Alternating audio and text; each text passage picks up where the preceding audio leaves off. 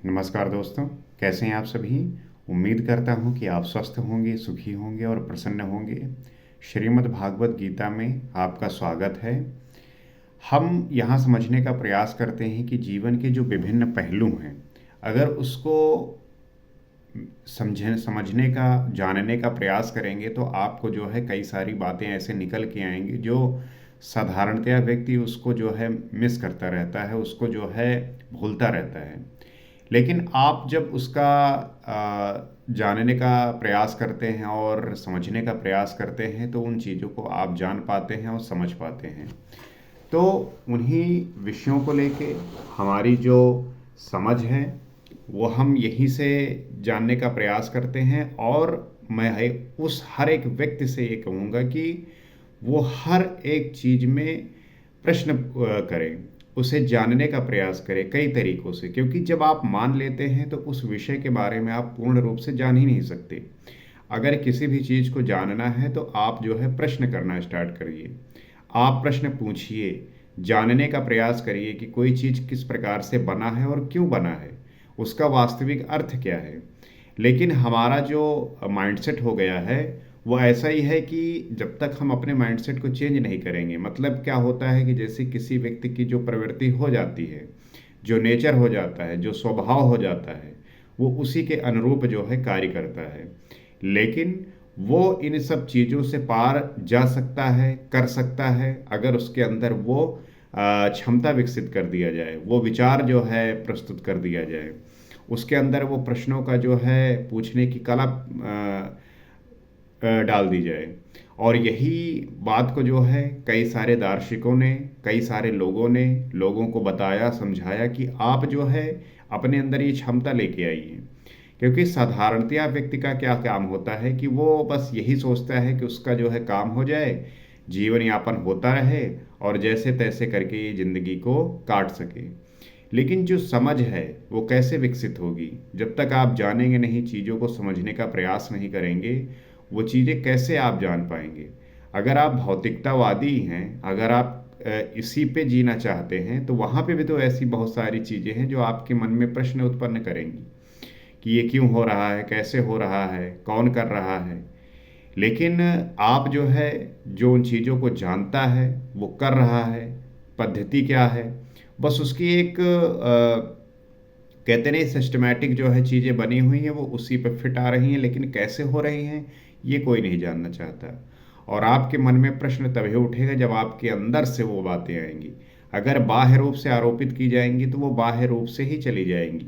ये बातें आपके अंदर से आनी चाहिए, तब जो है वो बातें खेलेंगी, तब जो है वो प्रफुल्लित होंगी और उन प्रश्नों के माध्यम से आपके होने का बोध जो है प्रदर्शित होगा।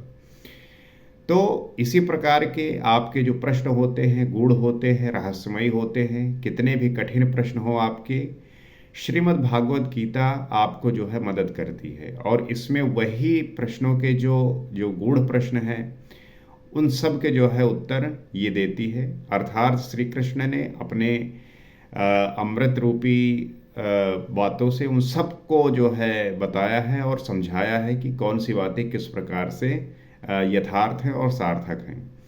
तो उन्हीं बातों को हम समझने का प्रयास करते हैं और जानते हैं कि किस प्रकार से चीज़ें घटित होती हैं। तो जैसा कि हमने पिछले एपिसोड में बातों को समझा और जाना, उसी प्रकार से हम आज आगे देखते हैं और समझने का प्रयास करते हैं। किम पुनर्ब्राह्मणा पुण्या भक्ता राजर्षयस्तथा अनित्यम सुखम लोकम इमं प्राप्य भजस्व माम। फिर तो ब्राह्मण तथा राजर्ष क्षत्रिय श्रेणी प्राप्त भक्तों के लिए कहना ही क्या है। ब्राह्मण एक अवस्था विशेष है जिसमें ब्रह्मा में प्रवेश दिला देने वाली सारी योग्यताएं विद्यमान हैं। जिस हम वर्ग की बात करते हैं, ब्राह्मण, क्षत्रिय, वैश्य, शूद्र, ये किसी उसके कुल के जन्म होने से नहीं घटित होती। उस व्यक्ति के घटित होने का मतलब यही है कि वो जो वर्ग बनाए गए हैं वो उसके बोध पे बने हैं कि कोई व्यक्ति किस गुणों से संपन्न है। जैसे जो ब्राह्मण और राजर्ष क्षत्रिय श्रेणी प्राप्त भक्तों के लिए कहना ही क्या है, क्यों कहना क्या है, कि मतलब कि ब्राह्मण एक ऐसा अवस्था विशेष है जिसमें ब्रह्मा में प्रवेश दिला देने वाली सारी योग्यताएं विद्यमान है। जिस हम ब्राह्मण की बात करते हैं, वो ऐसी अवस्था है, ऐसी विशेष अवस्था है जिसमें ब्रह्मा में प्रवेश दिला देने वाली सारी योग्यताएं हैं। और आज का ब्राह्मण, जो कहा सुना ब्राह्मण है कि कुल में वैसा जन्म लिया तो जो है लोग उसको ब्राह्मण बोलने लगे। ब्राह्मण का मतलब ये है कि उस व्यक्ति विशेष में ऐसी योग्यताएं हैं जो उसको ब्रह्मा में प्रवेश दिला दे, वो है ब्राह्मण। लेकिन आजकल के लोग जो है अपने कुल के नाम से उसको ब्राह्मण लगाते हैं और ये बड़े गर्व से कहते हैं कि मैं ब्राह्मण हूँ। लोग तो गाड़ियों पे लिखाए हुए हैं कि मैं जो है ब्राह्मण हूँ, और वाकई में वो क्या है सभी जानते हैं। तो आप इस संसारी जीवन को जीते हुए, आप इनमें आसक्त होते हुए, कामनाओं से लिप्त होते हुए कहते हैं कि आप ब्राह्मण हैं, तो आपको जानने की थोड़ा आवश्यकता है। थोड़ा आप पढ़िए और समझिए चीज़ों को।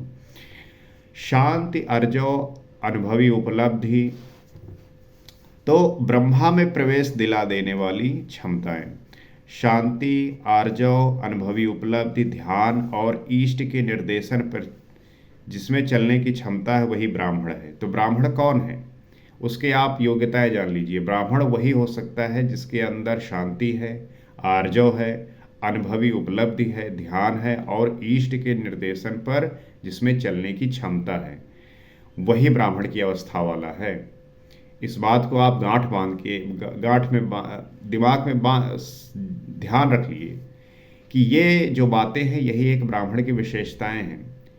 कोई ब्राह्मण अपने कुल के नाम को लेके अगर कह रहा है तो ये गलत है, और गलत इसलिए है क्योंकि इसका जो वाकई परिभाषा है, जो डिफिनीशन है, उसको जानने की आवश्यकता है। क्योंकि हम परिभाषा से ही चूक गए हैं, हम उसका मतलब ही भूल गए हैं, और ऐसे समाज में अवधारणाएं, ऐसी गलत चीज़ें फैली हैं कि उसको जो है समाप्त करना आवश्यक है।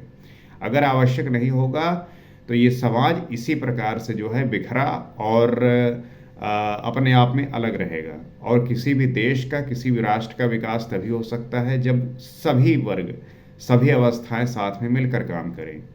तो ब्राह्मण के कौन से गुण है ये हमने समझा। राजर्षि क्षत्रिय में रिद्धियों सिद्धियों का संचार, शौर्य, स्वामी भाव, पीछे न हटने का स्वभाव रहता है। अब लोग जो है अक्सर कहेंगे कि हम क्षत्रिय हैं, हम जो है क्षत्रिय हैं, और हम वो भी वैसे ही कुल से जन्म लिए और उन्होंने अपने आप को क्षत्रिय घोषित कर दिया। लेकिन क्षत्रिय होने का जो वाकई मतलब है वो यह है रिद्धियों सिद्धियों का संचार हो, शौर्य हो, उनमें स्वामी भाव हो और पीछे न हटने का स्वभाव है, तो वो होते हैं क्षत्रिय। इस योग स्तर पर पहुँचे हुए योगी तो पार होते ही हैं, उनके लिए क्या कहना। तो जो क्षत्रिय की अवस्था है और जो ब्राह्मण की अवस्था है, ऐसे वाले व्यक्ति तो योगी हो ही जाते हैं, योगी बन ही जाते हैं। क्यों? क्योंकि उनके अंदर वो क्षमताएं विकसित हो गई हैं कि अब जो है उन्हें कोई नहीं रोक सकता। अब वो जो है अपने ईश्वर को प्राप्त कर सकते हैं, परम गति को प्राप्त कर सकते हैं। अतः अर्जुन, तो सुख रहित क्षण भंगुर इस मनुष्य शरीर को प्राप्त होकर मेरा ही भजन कर, इस नश्वर शरीर के ममत्व पोषण में समय नष्ट मत कर।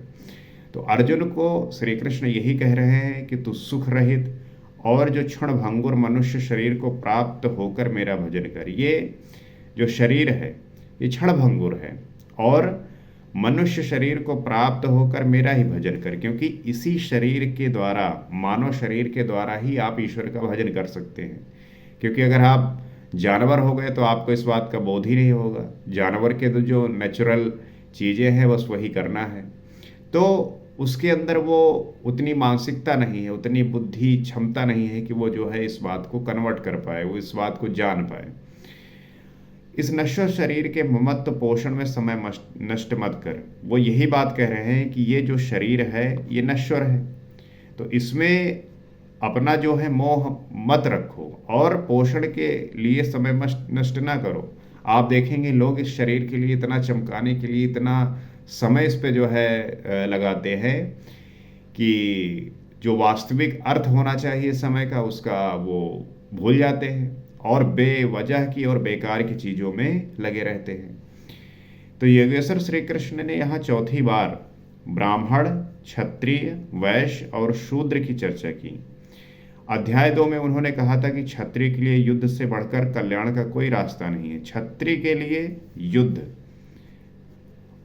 अध्याय 3 में उन्होंने कहा था स्वधर्म में निधन भी श्रेयकर है। स्वधर्म के लिए निधन भी श्रेयकर है। अध्याय 4 में उन्होंने संक्षेप में बताया कि 4 वर्णों की रचना मैंने की, तो क्या मनुष्यों को 4 जातियों में बांटा? बोले नहीं, ये ईश्वर ने 4 वर्णों की तो रचना की। तो प्रश्न ये उठता है कि मनुष्यों को क्या 4 जातियों में बांटा? वो कह रहे हैं नहीं, गुण कर्म विभाग सा। वो बोले कि गुण कर्म विभाग सा, गुण के पैमानों से कर्म को 4 श्रेणियों में माना। गुण का पैमाना, यही बात मैं करता रहता हूँ कि जो ये वर्ग बटे, जो 4 जातियां बटी, ये जो है गुण के पैमाने पर बटी। श्री कृष्ण के अनुसार कर्म एकमात्र यज्ञ की प्रक्रिया है। श्री कृष्ण के अनुसार यही है कि जो कर्म है वो यज्ञ की एकमात्र प्रक्रिया है। अतः इस यज्ञ को करने वाले 4 प्रकार के हैं। अब यज्ञ जो है, कर्म जो है, एकमात्र यज्ञ की प्रक्रिया है, और यज्ञ को जो करने वाले हैं वो 4 प्रकार के हैं। तो प्रवेश काल में वो यज्ञ करता शूद्र है, अल्पज्ञ है। तो शूद्र कौन है? जो अल्पज्ञ है यज्ञ कर्ता के द्वारा। मतलब श्री कृष्ण के लिए जो कर्म है वो एकमात्र यज्ञ की प्रक्रिया है। और यज्ञ क्या है ये हमने समझा पिछले एपिसोड में। तो जो व्यक्ति उस प्रवेश काल में यज्ञ करता शूद्र है। मतलब जब आप यज्ञ करेंगे, जब प्रवेश पाने का रास्ता खुलेगा, तो प्रारंभिक अवस्था में व्यक्ति जो है शूद्र होता है, अल्पज्ञ होता है। वो कोई भी हो सकता है, किसी भी कुल का जो है जन्म लिया हुआ शूद्र है। जब वो प्रवेश पाने के लिए जाता है, कुछ करने की क्षमता आई, आत्मिक संपत्ति का संग्रह हुआ, तो ज्ञान यज्ञ करता वैश्य बन जाता है। और जब कुछ करने की क्षमता आई, क्या? आत्मिक संपत्ति का संग्रह हुआ, तो वही जो यज्ञ करता है वो वैश्य बन जाता है। मतलब ये है कि वही एक व्यक्ति जो है एक समय शूद्र रहता है प्रवेश काल के दौरान। जब उसमें कुछ आत्मिक संपत्ति आ जाती है, कुछ करने की क्षमता आ जाती है, तब वो जो है वैश्य हो जाता है। और इससे उन्नत होने पर, प्रकृति के तीनों गुणों को काटने की क्षमता आ जाने पर, वही साधक क्षत्रिय हो जाता है। तो जो प्रकृति के 3 गुण काटने की उसके अंदर जब क्षमता आ जाती है, तो वही जो साधक है वो क्षत्रिय हो जाता है। और जब इसी साधक के स्वभाव में ब्रह्म में प्रवेश दिला देने वाली योग्यताएं आ जाती हैं। किसमें दिला देने वाली? ब्रह्म में प्रवेश दिला देने वाली क्षमताएं, तो वही जो है ब्राह्मण हो जाता है। तो ये जो है प्रक्रिया है ईश्वर को प्राप्त करने की। हर एक व्यक्ति जब इस पथ पे चलता है तो वो इन सारे जो है माध्यम से होके जाता है। वो पहले शूद्र की अवस्था में होता है जब तक अल्पज्ञ है, फिर जो है जब उसको कुछ आत्मिक संपत्ति प्राप्त होती है वैश्य अवस्था में आता है। जब वो प्रकृति के तीनों गुणों को काटने लगता है तब वो क्षत्रिय अवस्था में आने लगता है। और जो ब्रह्म के की क्षमता में आ जाता है, ब्रह्म को जानने की योग्यताएं उसमें आ जाती हैं, तब वो जो है ब्राह्मण हो जाता है। तो वैश्य एवं शूद्र की अपेक्षा क्षत्रिय और ब्राह्मण श्रेणी के साधक प्राप्ति के अधिक समीप हैं। तो बस फर्क यही है कि जो क्षत्रिय और ब्राह्मण है वो बस ईश्वर को प्राप्त करने के समीप हैं। शूद्र और वैश्य को अभी और मेहनत करने की आवश्यकता है। तो इसको गलत वे में आप मत लिया करिए। और जब तक ये चीज़ें, अब बोधि का विषय है, अगर ये हर व्यक्ति जान जाए तो जो ये समाज में फैली हुई बेकार की बातें हैं इससे व्यक्ति जो है सहमत हो जाए, और जो भेद करते हैं, जो विभिन्न प्रकार की डिस्क्रिमिनेशन करते हैं लोगों के लिए, वो ख़त्म हो जाए, पूरा समाज एक हो जाए। इसीलिए गवर्नमेंट को न्यायिक तरीके से उन्हें रिजर्वेशन देना पड़ता है, आरक्षण देना पड़ता है। तो उसकी वजह से जो है विवाद होते हैं, और ये बात हर किसी को पता चल जाए, बोध हो जाए, तो उनके अंतर मन से यह बात आएगी कि इसका वाकई में मतलब क्या है, कहीं कुछ करने की आवश्यकता ही नहीं पड़ेगी। तो शूद्र और वैश्य भी उसी ब्रह्मा में प्रवेश पाकर शांत होंगे। तो शूद्र और जो वैश्य की स्थिति में है वो भी जब निरंतर साधना करेंगे तो वो भी जो है उस स्थिति को प्राप्त हो जाएंगे। फिर इसके आगे की अवस्था वालों के लिए तो कहना ही क्या है, उनके लिए तो निश्चित ही है। मतलब यह है कि जो क्षत्रिय और ब्राह्मण की स्थिति में आ गए हैं उनके लिए आसान हो जाता है। गीता जिसका विस्तार वेद और अन्य उपनिषद जिसमें ब्रह्म विदुषी महिलाओं के आख्यान भरे पड़े हैं, तथा कहित धर्म भीरु रूढ़वादी वेद अध्ययन के अधिकार अनाधिकार की व्यवस्था देने में माथापच्ची करते रहे, लेकिन योगेश्वर श्री कृष्ण का स्पष्ट उद्घोष है कि यथार्थ कर्म की निर्धारित प्रक्रिया में स्त्री पुरुष सभी प्रवेश ले सकते हैं। तो कोई भी व्यक्ति, कोई भी स्त्री पुरुष जो है इस बात को जान सकता है, इस रहस्य को जान सकता है, इस गुड़ बातों को जो है जानते हुए अपने जीवन को परिवर्तित कर सकता है। यहाँ पे किसी भी तरीके का भेद नहीं है कि इसे कौन पढ़ सकता है, कौन जान सकता है। हर एक व्यक्ति के लिए समान जो है अधिकार है। हर एक व्यक्ति अध्ययन कर सकता है, पढ़ सकता है। आप देखते होंगे नहीं कि बहुत सारे ऐसी न्यूज़ आती हैं जहाँ पे जो मान्यता है समाज में कि कौन शूद्र है, कौन वैश्य है, तो वो जब ऐसे पुस्तक पढ़ते हैं तो उनके खिलाफ जो है हिंसा होती है। अब ऐसे कौन से लोग हैं जो इस प्रकार का घिनौना काम करते हैं, क्योंकि ये करना ही बताता है कि उन व्यक्तियों को कितनी आवश्यकता है जानने की। क्योंकि हर एक व्यक्ति का यहाँ पे स्वयं महात्मा लोग कहते हैं कि हर एक व्यक्ति का अधिकार है। आपका जिस ईश्वर के लिए आप लड़ रहे हैं वो ईश्वर ही कह रहा है कि हर एक व्यक्ति का अधिकार है। हर एक व्यक्ति जो है पढ़ सकता है, समझ सकता है, जान सकता है। और आप जो है मूर्खतापूर्ण काम करते हैं कि उन्हें जो है पढ़ने से रोकते हैं, उन्हें जो है ज्ञान प्राप्त करने से रोकते हैं। तो जब तक आप ऐसा करेंगे ये समाज जो है असंतुलित रहेगा और इसका विकास नहीं होगा। तो विकास किसी भी समाज का तभी हो सकता है जब वहाँ पे हर एक व्यक्ति को एक साथ लेकर चले, उसमें उनके बीच में कोई भिन्नता ना हो, कोई अलगाववाद ना हो। तभी जो है आप देश का और राष्ट्र का विकास कर सकते हैं। तो आशा करते हैं कि ये एपिसोड आपको पसंद आया होगा।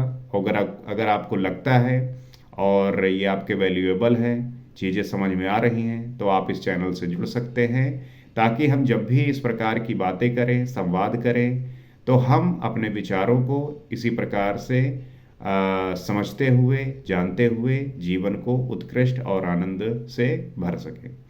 इसी प्रयास के साथ अगले एपिसोड में आपके सामने फिर उपलब्ध होंगे। नमस्कार।